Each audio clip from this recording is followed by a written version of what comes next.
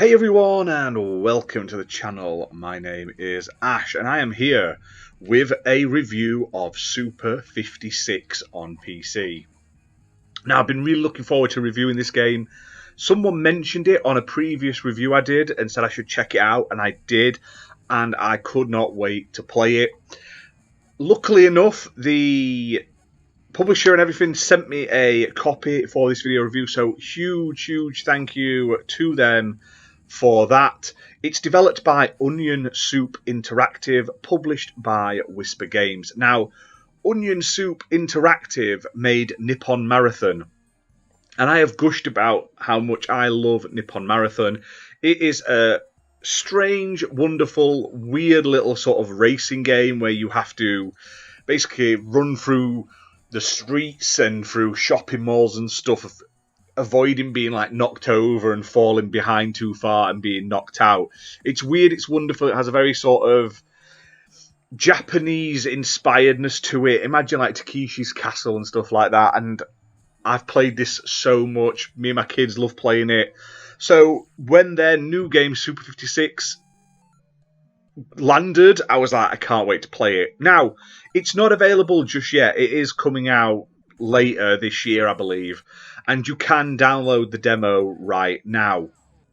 So go and do it. Like, maybe watch in this review, but I recommend you go and do it. So this game is single player and has like full controller support. Not that you need it, but it does have it.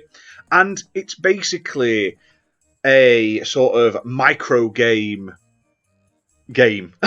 Very much like WarioWare and stuff like that. You basically have to overcome 56 random as hell mini games that all require you to press just a single button. Now, that sounds really weird, but it works really well. Now, there is a story to this, and basically the game Super 56 was banned by the government of Pain, and all the copies were buried in the desert. And now they've started showing up in gaming stores throughout hell, and some roommates grab a copy and they've challenged their neighbour to a high score bet, and basically you've just got to beat your neighbour. Now, the way to do this is, it's like a roguelike. You basically got to do runs, and you've got to play through these 56 mini games, or micro games I would say, to get to the end. Now, if you fail one of them, you lose a life. And you start off with 4 lives. You can gain more lives as you progress. But every time you lose one, like you fail one, you lose a life. Now, these minigames vary from the crazy to the ridiculous. Like, there's one where you have to destroy a car, like Street Fighter minigame mode. There's one where you have to beat... You're basically a ball boy in a tennis match, and you have to grab the ball before a dog grabs it. There's one where you're a bird, and you have to poo on people and the chips. There's one where you're a car, and you have to sort of dodge moving traffic. There's even one that sort of rips off Doom as such. It's so inspired by Doom, and you have to press the button to shoot enemies. And there's also one where you play as a hedgehog, and it's basically the special stages from Sonic 2, where you're sort of running along and having to jump over holes and stuff like that to collect sort of spheres. It's great. It's silly. It's full of references and homages, and it's full of stupid humour around gaming history. Now, that's not it. You can also sort of customize your character as such, and by that you can choose which character to play as, although you don't really see yourself, but it's for your profile. You can change your colors, your image and stuff like that, your sort of tag, basically for leaderboard purposes. But what's even better is it has Nippon Marathon characters, and I was like, yes! So absolutely fantastic. It's all about beating that high score and showing people how great you are. And if you fail, it's not the end of the world. You unlock these mod stones as you're playing, and they can be used to change the rules on the next playthrough.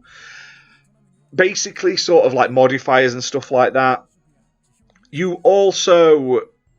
It's just crazy. It's weird, wonderful. You get XP from completing the different mini games. The better you do, the more XP you get, and then with that XP, you can unlock obviously extra lives, but like I don't want to say loot boxes, but like a loot box where you unlock a random box and in it contains like unlockables for your profile and stuff like that. So it's really fun. It's really fantastic. It's full of stupid Steam achievements, which gives you loads of reasons to go back and replay all the levels again. But I had an absolute blast with it. It's going to get put onto my Steam Deck very soon so I can keep playing it. Because obviously it only supports, like, you only need the one button and the up, down, left and right for the menus. I think it'll work absolutely fine on the Steam Deck, although I did only play it on my laptop. But it's perfect. It's fantastic. It's so ridiculously fun. Reminds me of Bishi Bashi Special, stuff like that. I did a recent game review about a duck game. I can't remember off the top of my head what that duck game was, but it really reminded me of that as well. And I love these games, WarioWare, all that sort of stuff. So if you like WarioWare, if you happen to have been a connoisseur of gaming and played Bishi Bashi Special, then get this game. It's absolutely fantastic. I had such a blast playing it. It's weird, it's random, and it's just fantastic. But that's it for this video, guys. Hit that like button, hit subscribe, and we'll see you soon for more content. Bye for now.